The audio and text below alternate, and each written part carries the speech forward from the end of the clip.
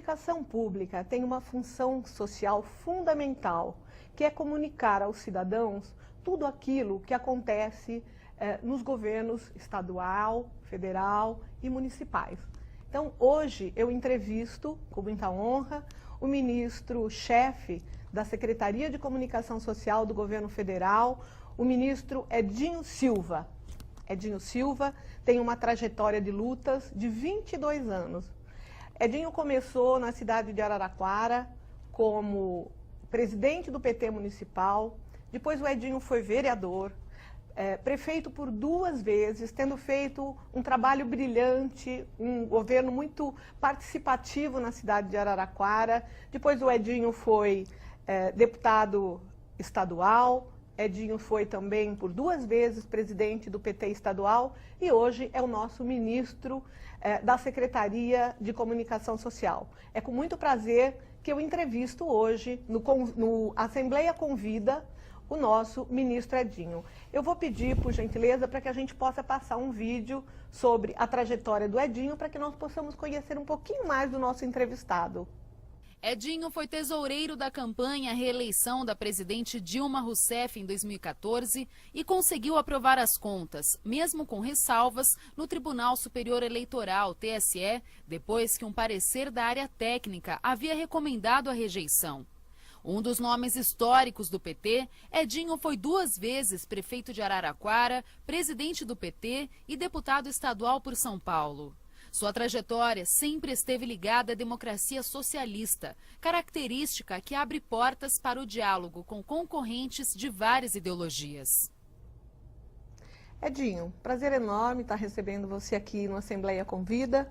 Eu gostaria de perguntar para você, nesses seus 22 anos de vida pública, o que é que, e de luta, né? O que foi que você pôde aprender, o que foi que você pôde abstrair de toda essa tua trajetória de luta, de vida política, de vida pública?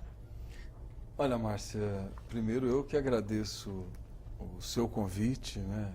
A oportunidade de estar aqui, de estar de volta à Assembleia Legislativa, essa casa que foi tão importante na minha trajetória, foi tão importante no meu aprendizado político, importante para que eu pudesse exercitar a capacidade de diálogo, de construção de ideias majoritárias, que eu tenho certeza que, mesmo, né, uma data anterior, eu tendo sido um parlamentar de oposição, né, porque a bancada do Partido dos Trabalhadores era de oposição, como é ainda hoje, eu tenho certeza que esse diálogo, essa capacidade, né, que a nossa bancada sempre teve de conversar com todas as demais bancadas, foi fundamental para que leis importantes fossem aprovadas, que significam melhoria da vida do povo de São Paulo.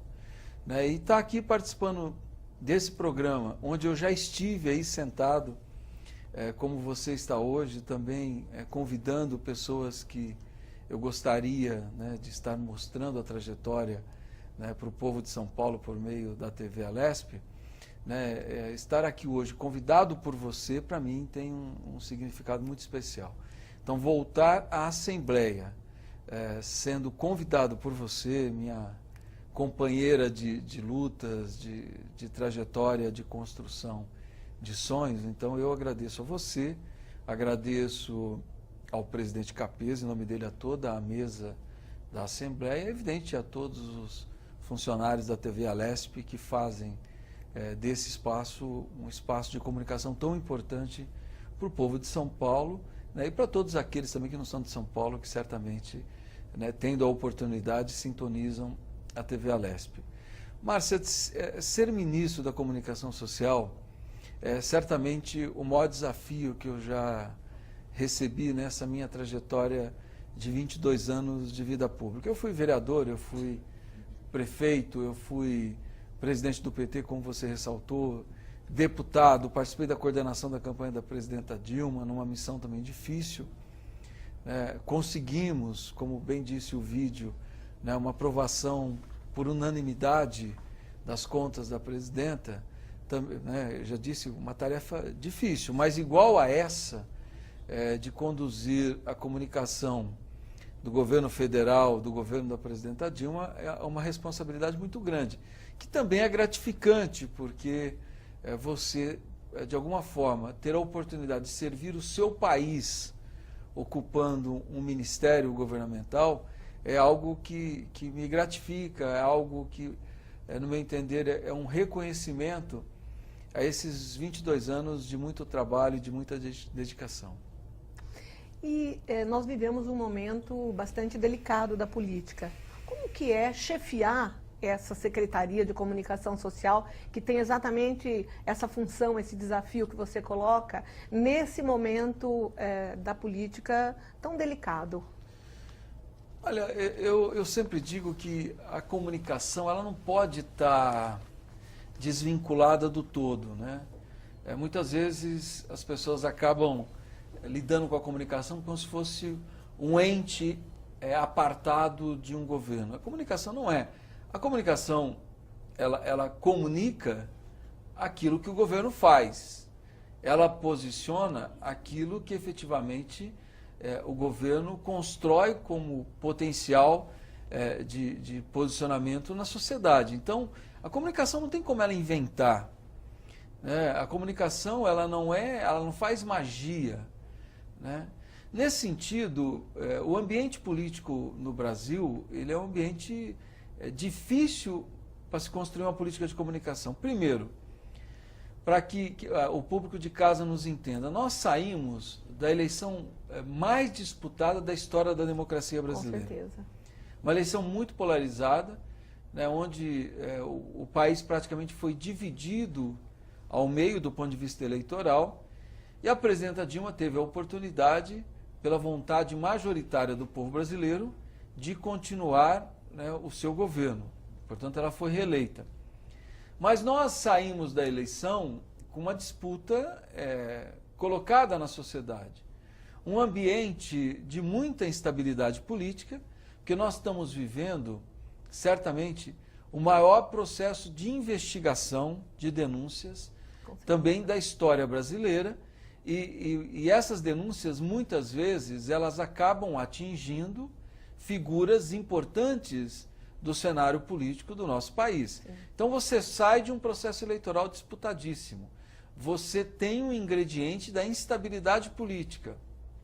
E evidente, né, tudo isso junto, né, ainda tendo, nós temos que acrescentar uma crise econômica internacional que nós estamos vivendo, né, como a desaceleração da economia chinesa, que hoje é o grande motor da economia mundial, a queda do preço das commodities, portanto, os principais produtos de exportação do Brasil, nós tivemos uma queda brutal dos preços, portanto, isso agrava o cenário econômico e ainda nós temos uma situação econômica interna muito difícil. Então, uma eleição polarizada, um ambiente de denúncias que atingem lideranças políticas importantes, uma crise econômica, tudo isso junto faz com que a gente viva um ambiente político no Brasil muito difícil. E, infelizmente, nós temos, em decorrência de todo esse ambiente, um grau de intransigência política que hoje, no meu entender, é extremamente nocivo, mas que impera na política brasileira, o que praticamente bloqueia o diálogo, né? Bloqueia a capacidade de diálogo entre as principais forças políticas do Brasil. Então, você fazer comunicação nesse cenário é muito difícil. O que eu tenho, evidentemente, procurado fazer, o que não é difícil, é mostrar os êxitos de um governo. Né? O governo da presidenta Dilma é extremamente exitoso. Né? Mesmo com a crise econômica que nós estamos vivendo, é um governo exitoso na área habitacional, o programa Minha Casa Minha Vida. Né? Não é simples um governo que entrega 2 milhões de casas ao povo brasileiro. Né? Um governo exitoso, que mesmo com dificuldades econômicas, né? Nós estamos proporcionando 900 mil novas vagas no ensino superior. Portanto, com as dificuldades econômicas, nós estamos mantendo o FIES, né, que é o grande benefício do estudante que precisa ter acesso, né, ao ensino superior e não tem condições de pagar um ensino, muitas vezes, né, não tem condições de ingressar na faculdade, na universidade pública. Um programa que um governo que conseguiu atingir a marca de 62 milhões de pessoas no programa Mais Médicos. Enfim, se nós formos enfileirar aqui, é um governo muito exitoso do ponto de vista social, mesmo economicamente. Nós estamos vendo que as medidas tomadas pela presidenta Dilma já estão surtindo efeito. Nós devemos fechar a balança comercial brasileira já com superávit de 15 bilhões de reais. Então, eu tenho procurado, enquanto ministro da Comunicação, mostrar ao povo brasileiro que nós estamos respondendo à crise, que a crise é um momento transitório, que em breve nós vamos retomar o crescimento econômico, porque tudo indica para isso. A inflação está caindo, nós estamos tendo superávit primário, já já nós vamos recuperar a capacidade de crédito, os empregos voltarão a ser gerados, nós vamos continuar o programa de distribuição de renda. Então, é mostrar o que o governo está fazendo e aquilo que irá acontecer no Brasil em breve. Então, essa é a minha tarefa. Agora, eu penso, Márcia, que mais que uma tarefa de estimular a comunicação, eu quero continuar e penso que quero tratar isso como se fosse uma missão, que é combater a intolerância política no nosso país. Isso me preocupa, isso eu penso que tem que ser tratado com relevância por todos os agentes políticos. Eu acho que tem que ser tratado com preocupação, porque um país como o nosso, que tem uma tradição pacífica, sempre, historicamente, um país que sempre teve diversidade religiosa, né, diversidade cultural regional, diversidade, né, que sempre lidou com as diversas opções, sejam elas religiosas, opções sexuais, opções culturais. O Brasil sempre conviveu com a diversidade, com a diferença. Hoje nós estamos vendo um país intolerante, um país que não convive com a diferença de pensamento, um país que não aceita quem pensa diferente, e nós estamos vivenciando já cenas de violência, sim, cenas geradas por essa intolerância. Então, mas, além de comunicar, né, de fazer a comunicação social do governo, me preocupa muito a intolerância, e eu quero, todos os dias, enquanto eu estiver no Ministério, combater essa intolerância que quebra um pouco essa cultura do povo brasileiro, que sempre disputou eleições. Pacífico, né? Sempre disputou eleições, que sempre conviveu com a diferença de forma pacífica. Eu tive a oportunidade, Adinho, na semana passada, de estar com a presidenta lá na cidade de São Carlos, quando ela foi entregar as casas do Minha Casa Minha Vida numa atividade extremamente simpática, numa atividade extremamente, vamos dizer assim, para cima, né?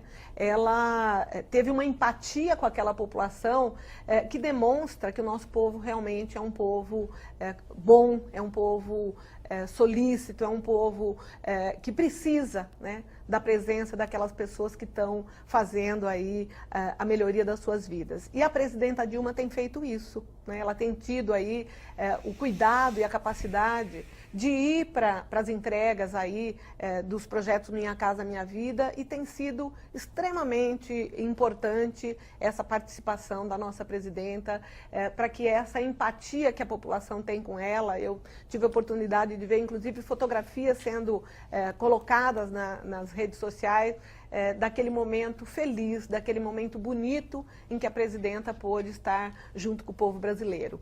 E aí eu queria fazer uma outra pergunta para você. A Empresa Brasileira de Comunicações, a EBC, ela foi criada em 2007, né? É uma das maiores redes públicas do mundo, com 7 emissoras de rádio, 1 emissora de televisão, que transmite inclusive para o exterior, né? Várias redes sociais, blogs, portais de notícias e mais a Agência Brasil. Como é fazer comunicação social, a comunicação social, cumprir essa função social num país tão grande, de cunho continental como é o Brasil, e tão diversificado, com uma diversidade tão grande como é o nosso querido e imenso Brasil? Olha, Márcia, eu penso que o maior desafio do meu ministério, claro, é um ministério que ele tem muitos desafios, né? Porque, para que o público de casa entenda, é um ministério que cuida de toda a relação com a imprensa, né?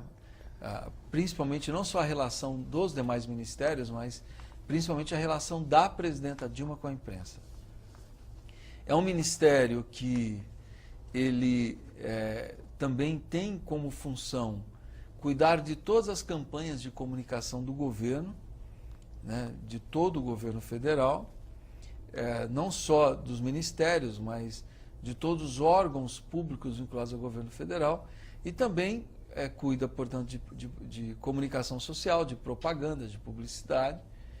E é um ministério que cuida da EBC, que é a Empresa Brasileira de Comunicação. Então, primeiro, é um ministério grande, as pessoas às vezes não têm noção do que é ele hoje. Por exemplo, só a EBC, nós temos aproximadamente 3.700 funcionários. Uma implantação nacional, ela é uma empresa de fato brasileira, né, com implantação no Nordeste, na região Norte, no Sudeste, né, e tem, no meu entender, o grande desafio, né, portanto é um ministério que ele cuida da imprensa, propaganda, publicidade, e tem um grande desafio que é a construção de veículos que tenham a preocupação da comunicação pública. Então, quando você diz, nós temos, por exemplo, no meu entender, uma grife como a Rádio Nacional, que, para mim, é um grande desafio nós reestruturarmos e reorganizarmos o projeto da Rádio Nacional. A Rádio Nacional, que é a grande grife da história da comunicação brasileira, né? E nós temos uma empresa, né, que abriga a Rádio Nacional, que abriga a TV Brasil Internacional, que abriga a Agência Brasil e a NBR, que é a TV estatal, né, a TV que cobre os eventos do governo. Então é um desafio você fazer com que essa empresa ela cumpra a sua função social. É uma máquina, né, enorme. Mas que precisa... a NBR, é mais simples você fazer o desenho da NBR, mas é mais simples e não é, porque a NBR precisa também, além de ser ela cuidar da comunicação estatal, da divulgação, da transmissão dos eventos do governo, ela, no meu entender, e é esse o nosso projeto, ela tem que ser uma televisão que cuide da notícia o dia todo, que a prioridade dela tem que ser a notícia. A Rádio Nacional nós temos que redesenhar, reestruturar, modernizar a Rádio Nacional sem que ela perca o glamour de ser a Rádio Nacional. Né? A Rádio Nacional do repórter Esso, a Rádio Nacional das grandes transmissões esportivas de futebol do Brasil. Que a gente ouvia desde que a gente era pequenininho. A Rádio Nacional dos grandes programas de música, dos programas de auditório. Então é um glamour histórico que ele não pode ser perdido, mas a Rádio Nacional tem que dar conta dessa comunicação do século XXI. A agência aqui é um projeto ainda jovem, né, mas que precisa ser aprimorado, e a TV Brasil, né, que é fazer com que a TV Brasil, de fato, tenha uma implantação nacional e que ela tenha uma programação que mostre a diversidade do Brasil, a diversidade cultural do Brasil, do território nacional. Esse desafio da EBC, ele me estimula muito, e eu estou muito estimulado, né, e tenho trabalhado muito para que a gente possa, de fato, fazer com que o Brasil tenha um projeto de comunicação social que efetivamente atinja o povo brasileiro. Porque você tem, e a TV Brasil ela nunca vai concorrer com as emissoras comerciais, não. E nem é o papel dela, mas ela tem que mostrar o Brasil, que só ela pode mostrar. Ela tem que mostrar aquilo que, a produção de conteúdo que só ela pode mostrar, só ela pode produzir. Então, estou muito estimulado e tenho trabalhado muito para que a EBC, de fato, cumpra a sua função social. Muito bom. Nós dois somos oriundos, né, do interior do estado de São Paulo, esse estado tão rico, esse estado tão importante do Brasil. E a gente entende a importância também da comunicação regional, né? Como é que você tem trabalhado essa questão da comunicação regional a partir do centro do poder, do centro do governo federal, né? Porque deve ser um desafio bastante grande você trabalhar aí num espaço territorial tão amplo como é o nosso Brasil. Olha, a comunicação regional, ela é o desafio não só para o Brasil. Eu acho que qualquer sociedade que queira, de fato, ser eficiente na forma de comunicar, você tem que regionalizar. Por quê? Se eu não regionalizar a comunicação, eu não vou estar discutindo, eu não vou estar debatendo, eu não vou estar informando, eu não vou estar levando conteúdo para esse Brasil real, para esse Brasil que de fato existe e realmente existe. Né? Então, não adianta eu pensar campanhas de comunicação achando que o Brasil é o Sudeste. O Brasil não é o Sudeste, o Brasil não é o Sul. Né? O Brasil tem uma diversidade cultural muito grande. E para que a comunicação seja eficiente, eu tenho que chegar nessa comunicação regional. Eu tenho que atingir todas as comunidades respeitando a diversidade cultural de cada região e entendendo a forma como aquela região se comunica. Vou te dar um exemplo. Eu cheguei na SECOM, na Secretaria de Comunicação, que é o meu ministério, e a primeira campanha que eu fui discutir, você tinha lá um exemplo, a comunicação, eles tinham tirado do rol de comunicação as placas. Eu disse, mas como é que tira a placa? Ah, não, porque eu falei assim, olha, porque vocês não são do interior. Eu falei assim, a placa, ela é fundamental,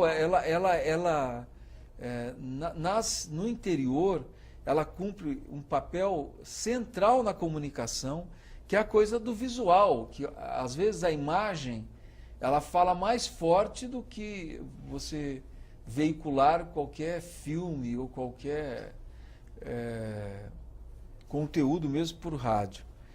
Né? Então, eu achei aquela medida um pouco fora da realidade. Eu falei, olha, o interior, onde eu moro, por exemplo, a placa, ela cumpre um papel muito importante. Aí eu via, por exemplo, os spots de rádio com linguajar, que eu falei assim, olha, isso no interior do Nordeste, nós não está falando para ninguém. Não fala com ninguém. Não está falando com ninguém. Mesmo a linguagem dos filmes, muitas vezes, se você não entende que você faz um filme, para ele, um filme divulgando alguma ação do governo, para que seja passado no Brasil inteiro, e não só no Sudeste, a linguagem, muitas vezes, ela é inatingível. Né? Ela é incompreensível para quem está, para o interlocutor. Sim. Então, tudo isso me leva a crer, eu estou cada vez mais convencido, que a comunicação regional, ela é fundamental para que você chegue até a comunidade, ela é fundamental para que você gaste bem o dinheiro público, e ela é fundamental, inclusive no processo de democratização da comunicação. Sim. Porque, às vezes, R$2.000 que chegue numa rádio do interior, pode parecer aqui para a capital, R$2.000 uma publicidade insignificante, ou uma campanha de comunicação social insignificante. Só que, às vezes, aquele dinheiro significa a rádio pagar energia elétrica ou não pagar energia elétrica. Então, se nós queremos, de fato, democratizar, tornar a comunicação mais eficiente e trabalhar com a diversidade cultural regional do povo brasileiro, só tem um caminho, que é a regionalização da comunicação. Nós estamos aqui conversando com o nosso ministro da Secretaria de Comunicação Social do Governo Federal, Edinho Silva, e vamos chamar um pequeno intervalo para que a gente possa voltar a conversar novamente com o nosso ministro.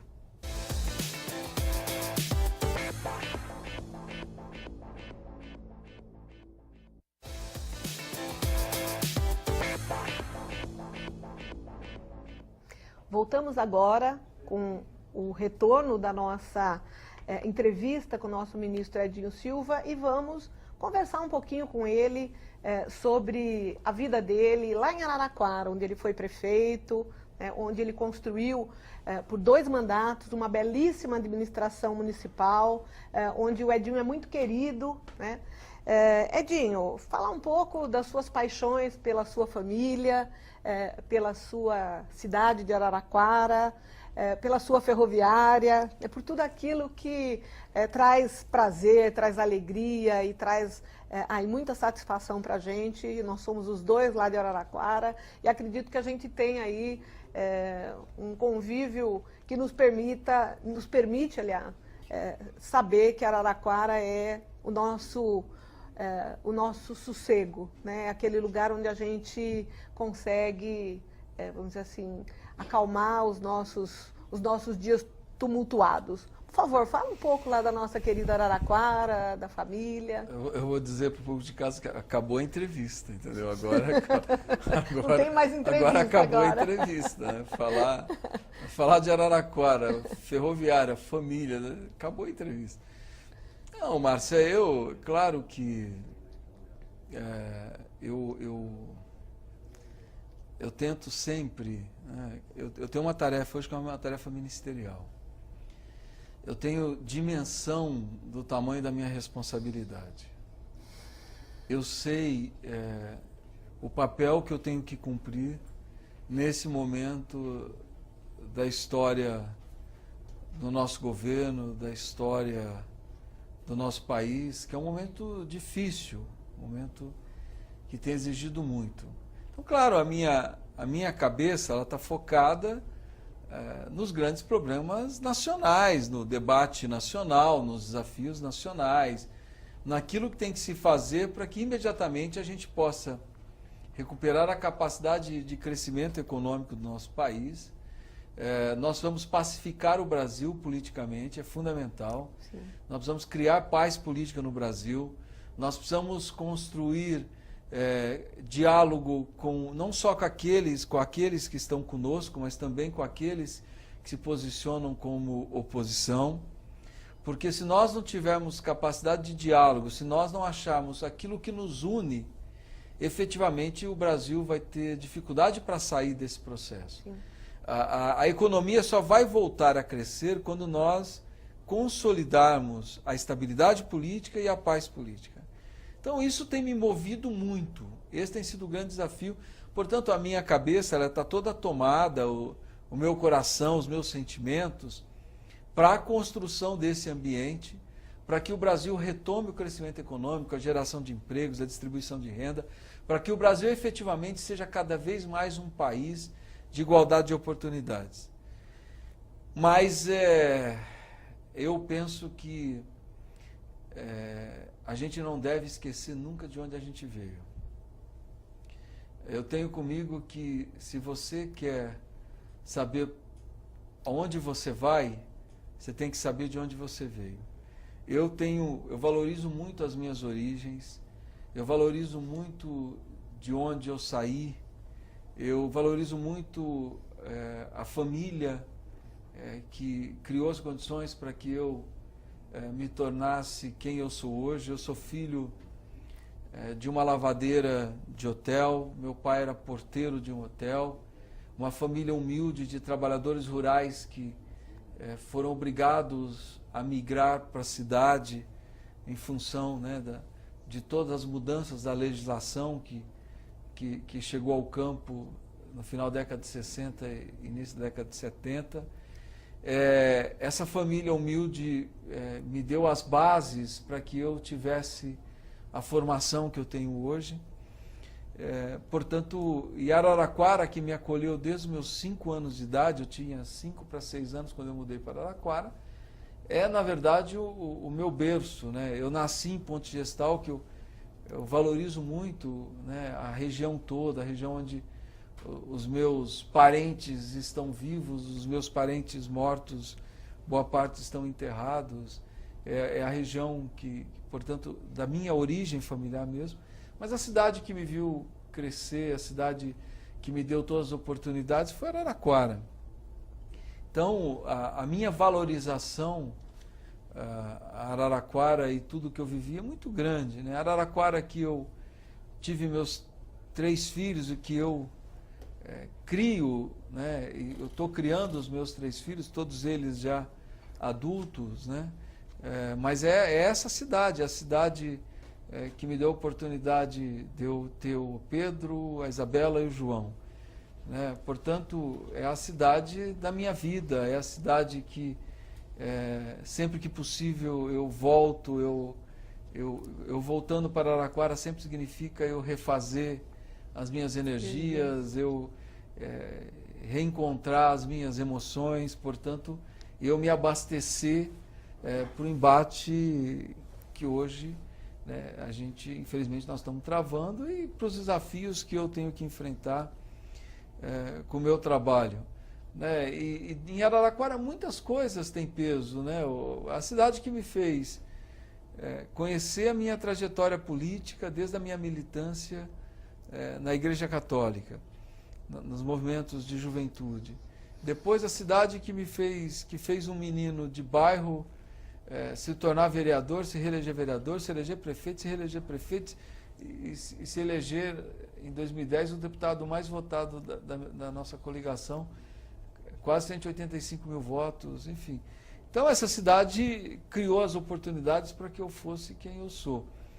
E em Araraquara, claro, tem muitas instituições têm peso na minha formação, né? Desde a minha militância no Jardim Imperador, que era a periferia da periferia, a minha militância na igreja, até a ferroviária, que tem um peso muito grande na formação da minha identidade, da minha personalidade, né? O carinho que eu tenho pela ferroviária, que é o grande símbolo cultural da cidade de Araraquara, né? Então, se eu for ficar falando aqui de Araraquara e ferroviária, eu fico aqui o tempo todo e não me canso de falar. Mas eu tenho certeza, Márcia, que ninguém constrói trajetória sozinho. Não existe isso. A gente constrói trajetória coletivamente. As pessoas, elas se fazem coletivamente, né? As pessoas se fazem com trocas, as pessoas trocam experiências de vida, trocam visões de mundo, sentimentos, e assim as pessoas vão se construindo. Então eu valorizo muito todas as pessoas que caminham ou que caminharam comigo de alguma forma, né? Pessoas que sonharam sonhos comigo, que me ajudaram a fazer transformações em realidade. Eu me elegi prefeito certamente na eleição mais surpreendente da história recente da cidade. Com certeza. Né? E nós tivemos a oportunidade de um grupo de sonhadores, né?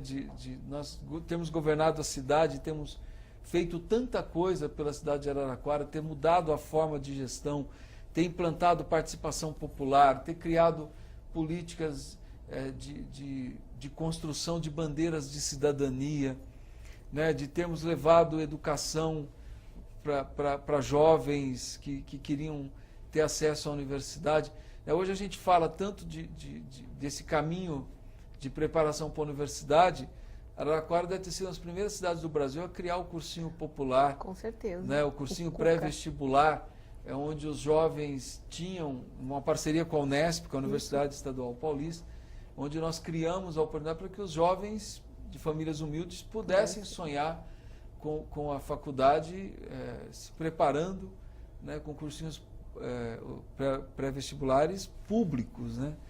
E o Centro de Referência da Mulher, Centro de Referência Afro, as oficinas culturais. As oficinas culturais, as políticas para pessoas portadoras de deficiências, né, para os deficientes físicos, escolinhas de esporte, enfim, tantas políticas públicas que foram inovadoras para a cidade na época, levar infraestrutura para bairros que estavam há décadas sem infraestrutura. Então são sonhos, a gente hoje fala com coisas feitas, né? Mas essas coisas foram feitas porque nós sonhamos, e um grupo de pessoas, essas pessoas sonharam juntas, e nós transformamos sonhos em realidade. Então tudo isso me inspira muito. né, é fonte de inspiração para que eu possa efetivamente continuar sonhando, né? E hoje eu tento transformar sonhos em realidade ocupando uma pasta do governo da presidenta Dilma, que também é uma mulher sonhadora, uma mulher guerreira, uma mulher que luta todos os dias pelas suas convicções, uma mulher íntegra, honesta, e que luta todos os dias para que as suas convicções prevaleçam, para que ela possa, de fato, assim como fez o presidente Lula, construir um Brasil de igualdade de oportunidades. Muito bom. Eu quero dizer para você, Edinho, que é um prazer enorme para a Assembleia Legislativa do Estado de São Paulo te receber aqui no programa Assembleia Convida. Dizer para você que você é uma pessoa da qual a gente tem aqui na Assembleia o maior respeito, o maior carinho, né, pela sua história de vida, pela sua trajetória enquanto ser humano, pela pessoa boa e honesta que você é. E quero dizer para você que nós temos muito orgulho de estarmos juntos nessa caminhada de sonhos, né? Comungamos do mesmo sonho que você, que a presidenta Dilma, e eu tenho certeza que, passada essa tempestade, essa turbulência política que a gente vive, o Brasil vai continuar no seu rumo do crescimento com desenvolvimento sustentável, e que você tem um papel fundamental na construção desse Brasil dos nossos sonhos, né? Tantas pessoas no passado morreram, perderam suas vidas pelo sonho da igualdade, pelo sonho da fraternidade, pelo sonho de um mundo melhor.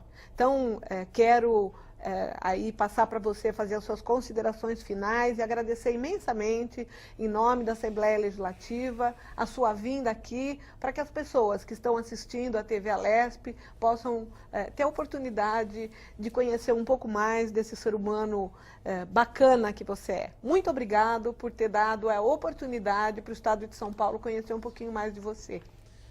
Márcia, eu que agradeço a oportunidade, né? Eu disse na abertura, e quero repetir, a Assembleia tem uma importância muito grande para mim. Hoje, a hora que eu entrei na Assembleia, logo que eu cheguei, é como se eu estivesse revisitando um momento importante da minha vida, né? Eu me elegi em 2010, 2011 eu cheguei aqui na Assembleia também cheio de vontade, cheio de sonhos, né? Participava ativamente de todas as comissões, encaminhei projetos, alguns, inclusive hoje, são leis importantes no Estado de São Paulo, né? Então, é uma casa que faz parte da minha história, que deixou marcas na minha história, né? Marcas positivas. E foi muito importante. Eu saí da Assembleia no dia 15 de março agora de 2015, e no dia 31 de março eu estava assumindo um ministério na presidência da República. Então, quando a presidenta certamente pensou no meu nome, ela pensou no nome de um deputado estadual, né, porque é natural que se convide muitas vezes deputados federais para que eles ocupem ministérios, né? Mas é raro que se convide deputados estaduais. Sim. Então, isso para mim é um imenso reconhecimento, e um reconhecimento não é só meu, é de um deputado que foi integrante dessa casa, de uma bancada extremamente combativa, aguerrida, mas uma bancada muito leal, né? Uma bancada que pensava sempre e punha em primeiro plano os interesses do povo do Estado. Então, voltar aqui é uma imensa alegria, e voltar, como eu disse, sendo entrevistado por você, tem algo muito especial pela nossa relação, pelo nosso companheirismo, que ele é muito sólido. E eu quero agradecer muito, né, a todos os funcionários da TV Alesp, a todos aqueles que fazem da TV Alesp esse espaço tão importante de comunicação da nossa população. E dizer aqui, deixar apenas aqui uma mensagem, Márcia. É verdade, nós estamos vivendo um momento difícil da política brasileira, mas é um momento que nós só vamos superar com capacidade de diálogo, né? A política, ao contrário de que muitos que pensam, né, e que ficam muitas vezes criticando a política, a grande superação, ou as grandes superações da história da humanidade civilizada se deu por meio da política. A política é o instrumento de construção de ideias majoritárias, de ideias consensuais que movem, que fazem com que a sociedade se mova para frente em busca da modernidade. Então, é um momento difícil, mas nós temos que fazer da política um instrumento em benefício do povo, né, do povo de São Paulo, do povo brasileiro, e que a gente possa cada dia construir um país progressista, um país moderno, um país que busque a construção de igualdade de oportunidades, mas acima de tudo, um país fraterno, pacífico e um país que conviva com as diferenças do seu povo, que é isso que faz de nós o Brasil que nós somos, um país com um povo tão diferente, formado por índios, europeus, asiáticos, negros, africanos, né? Gente de todo o mundo que veio para cá e fez um povo diferente, uma nação forte, uma nação pacífica, uma nação que eu não tenho nenhuma dúvida, já é e será cada vez mais uma das mais importantes do nosso planeta. Muito obrigado. A TV Alesp acabou de entrevistar o nosso ministro Edinho Silva, agradecendo mais uma vez aí pela disponibilidade de estar aqui conosco no estado de São Paulo. Muito obrigada, Edinho. Eu que agradeço. Obrigado.